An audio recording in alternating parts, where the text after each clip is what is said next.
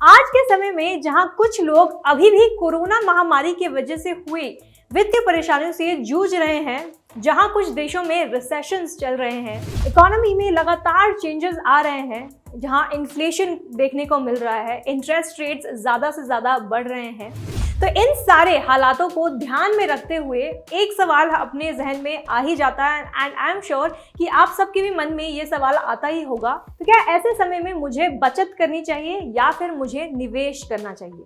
Hello दोस्तों, मेरा नाम है नमिता पांडे और आप सभी का एक नए वीडियो में स्वागत है। आज इस वीडियो में हम एक्सप्लोर करेंगे और जानेंगे इन दो ऑप्शंस के बारे में। हम जानेंगे और सीखेंगे कि क्या आपको बचत करनी चाहिए या फिर आपको निवेश करना चाहिए। इन दोनों में जो डिफरेंस है वो क्या है, कौन से समय में आपको सेविंग्स करना चाहिए, कौन से समय में आपको निवेश करना चाहिए और क्यों करना चाहिए और कब करना चाहिए। तो इस वीडियो को पूरी तरह से देखिए, अंत तक देखिए और समझे कि कौन सा ऑप्शन आपके लिए बेटर हो सकता है।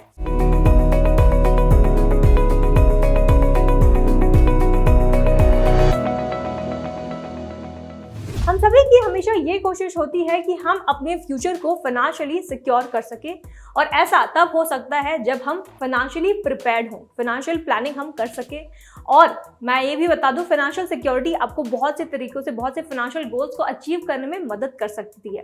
जैसे कि आपको घर खरीदना है, आपको अपने फैमिली के साथ से वर्ल्ड टूर पे जाना है, आपको वेकेशन मनाना है, आपको अपने रिटायरमेंट प्लानिंग के लिए सेविंग्स करनी है या फिर अपने बच्चों के पढ़ाई के लिए आपको फंड्स जमा करने हैं। तो बहुत से ऐसे फाइनेंशियल गोल्स हैं जिसके लिए आपको फाइनेंशियल प्लानिंग की सख्त ज़रूरत है।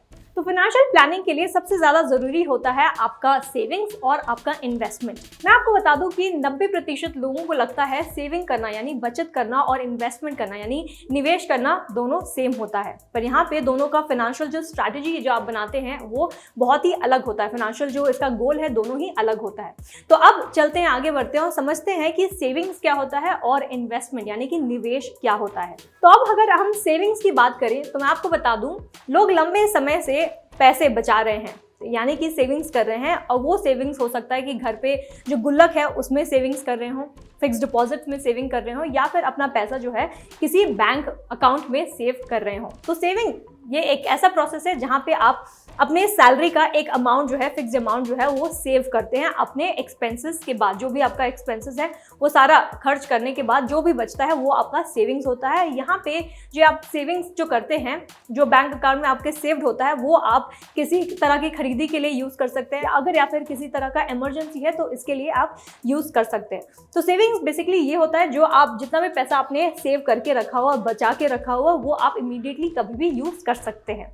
वहीं अगर हम इन्वेस्टिंग की बात करें तो इन्वेस्टिंग एक ऐसा प्रोसेस है जहां पे आपका जो पैसा है आपको डबल पैसे रिटर्न में देता है। इसका सिंपल मतलब ये है कि आप ऐसे एवेन्यूज में इन्वेस्ट करते हैं जहां पे आप ना केवल अपने पैसे को इन्वेस्ट कर रहे हैं बल्कि उसके साथ अपना वक्त और अपना जो रिस्क कैपेसिटी है वो भी आप जज करके उस हिसाब से अपना पैसा लगाते हैं। तो ये होता है इन्वेस्टमेंट, जहां आपका पैसा आपके लिए काम करता है और आपको फ्यूचर में डबल रिटर्न्स मिल जाते हैं। तो इसे हम इन्वेस्टमेंट कहते हैं।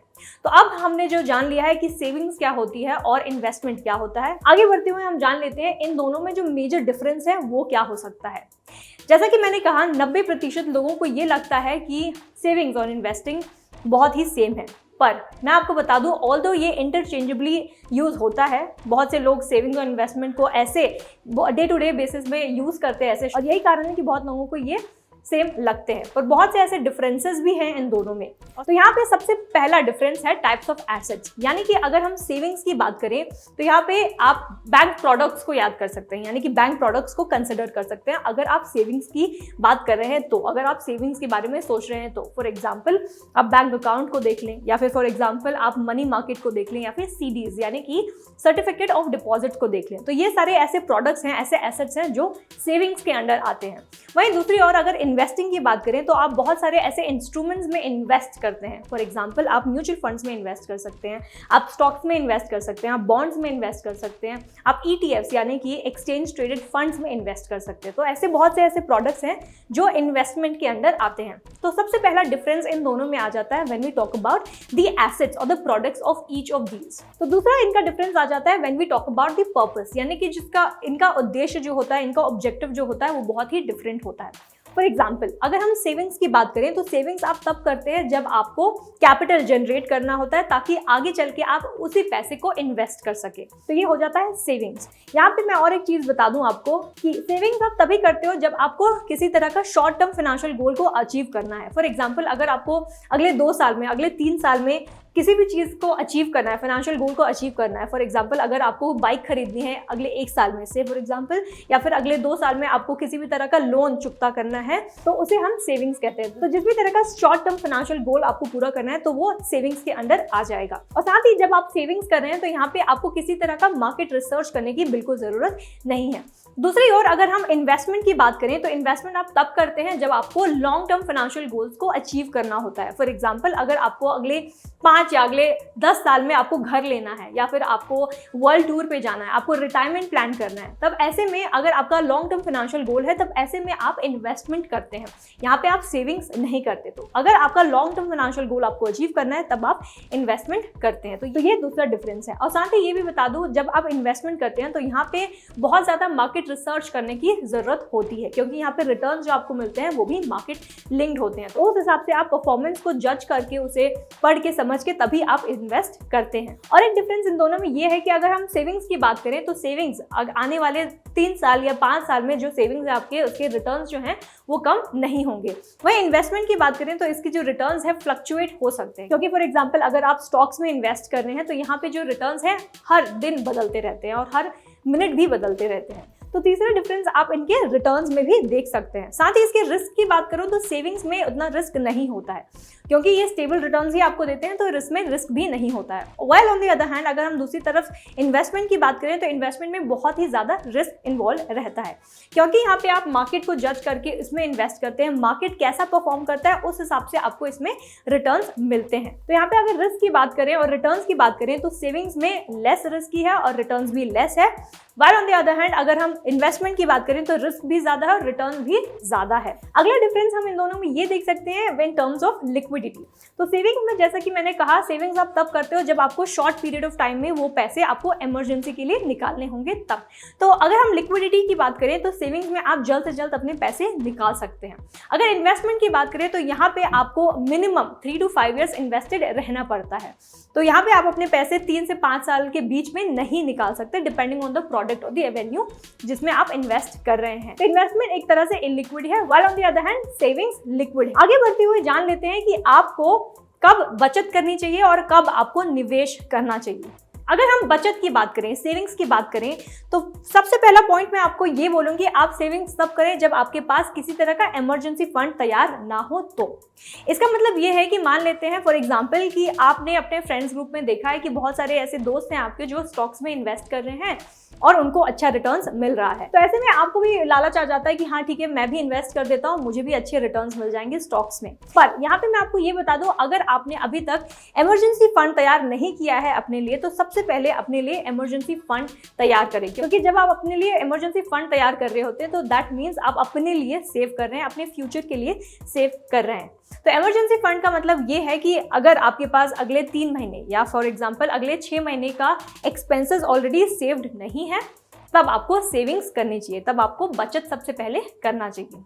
अक्सर बोला जाता है कि जब भी आप निवेश करने की जर्नी में हैं, उसके पाथ पर हैं, तो सबसे पहले आपको ध्यान में ये रखना होगा कि आपने एनफ सेविंग्स किया है। इसलिए हमेशा ये बोला जाता है कि जितने भी बैंक बैलेंस है आपके पास, जितना भी रुपए आपके बैंक अकाउंट में ऑलरेडी है, वो सारे के सारे आप इन्वेस्ट ना करें। वो सारे के, अगर फॉर एग्जाम्पल आपके पास 1 लाख रुपए जमा है ऑलरेडी आपके बैंक अकाउंट में, तो सारे के सारे 1 लाख रुपए आप इन्वेस्ट ना कर दें, उसे निवेश ना करें, क्योंकि निवेश करना रिस्की भी है। एक पल में आपके सारे पैसे बढ़ भी सकते हैं, 2 लाख हो सकता है, या फिर दूसरे ही पल आपके जो पैसे हैं वो 0 पे भी आ सकता है। इसलिए कहा जाता है कि सबसे पहले आप सेव करें और तभी जाके अगला कदम है आप उसे निवेश करें। दूसरा पॉइंट ये है, आप तब सेव करें जब आपको शॉर्ट टर्म फाइनेंशियल गोल्स को अचीव करना है। जैसा कि मैंने ऑलरेडी आपको बताया है कि अगर 1 साल बाद आपको बाइक लेनी है तो उसके लिए आप सेव करें। मे बी आपको 3 साल बाद आपको पढ़ाई के लिए पूंजी जमा करनी है तो उसके लिए आप सेव करें, या फिर अगले 2 साल बाद आपको सारे जो लोन्स लिए हैं, स्टूडेंट लोन्स लिए हैं अगर, तो उसे आपको पूरा भरना है तो उसके लिए आप सेव करें। तो सबसे पहला पॉइंट है आप तब सेव करें अगर आपके पास इमरजेंसी फंड रेडी ना हो, और सेकंड ये जब आपको शॉर्ट टर्म फाइनेंशियल गोल्स को अचीव करना है। आगे बढ़ते हुए मैं ये बता देती हूँ कि कब आपको निवेश करना चाहिए। तो सबसे पहला पॉइंट यहाँ पे ये है, आप तब निवेश करें जब आपके पास एक्सेस अमाउंट है।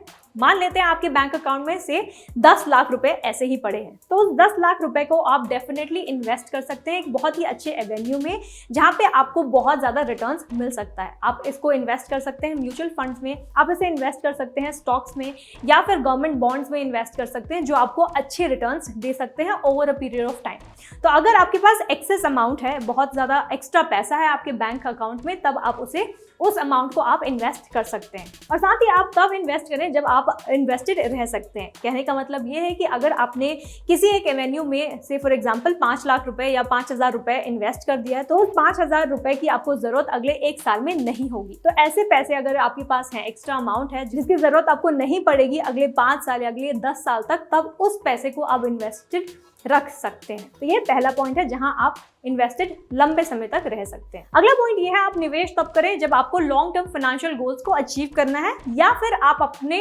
रिटायरमेंट लाइफ के लिए प्लान कर रहे हैं। तो यहाँ भी ध्यान देने वाली बात यह है कि बहुत से लोगों को लगता है कि रिटायरमेंट बहुत दूर है, हमको रिटायरमेंट प्लानिंग करने की ज़रूरत नहीं है। पर दोस्तों ये बहुत ही ज़्यादा ज़रूरी है, क्योंकि आगे चलकर आपको नहीं पता कि इन्फ्लेशन कितना ज़्यादा बढ़ जाएगा, कितनी महंगाई बढ़ जाएगी, और यही कारण है कि आपको अपने फ्यूचर के लिए मे बी 50 ईयर्स के बाद आपको नहीं पता आप कितना कमाएंगे और कितना ज़्यादा रुपए बढ़ जाएगा, कितना इन्फ्लेशन बढ़ जाएगा। तो यही सही वक्त है कि आप अपने रिटायरमेंट प्लान के लिए भी सोचना शुरू कर दें।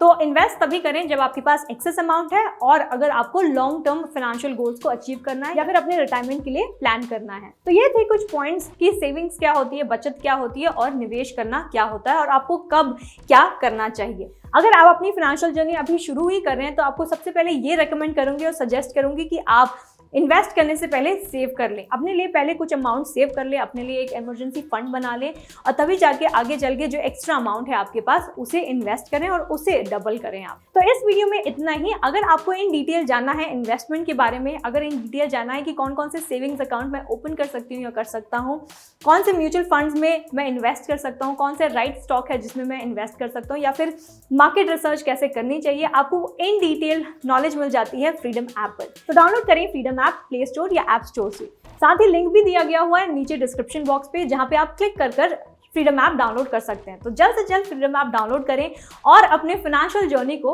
शुरू करें। साथ ही अगर ये वीडियो आपको पसंद आई है तो इसे लाइक और शेयर करना ना भूलें, और कमेंट भी कर हमें ये बताएं कि ये वीडियो आपको कैसा लगा। जल्द ही लौटूंगी एक अलग ही इंटरेस्टिंग टॉपिक के साथ। तब तक के लिए इस चैनल को सब्सक्राइब करना और बेल आइकन को दबाना ना भूलें। Thank you for watching freedom, gate wise, break free.